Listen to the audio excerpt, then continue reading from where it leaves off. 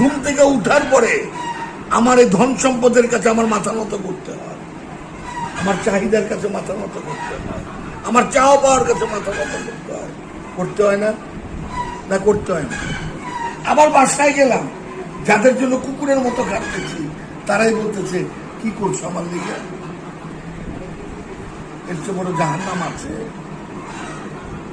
আমি যখন এই মুড়ি ফেলে দেব, এই আত্মসমর্পণ ফেলে দেব, তখন আমি সত্যকে উপলব্ধি করব।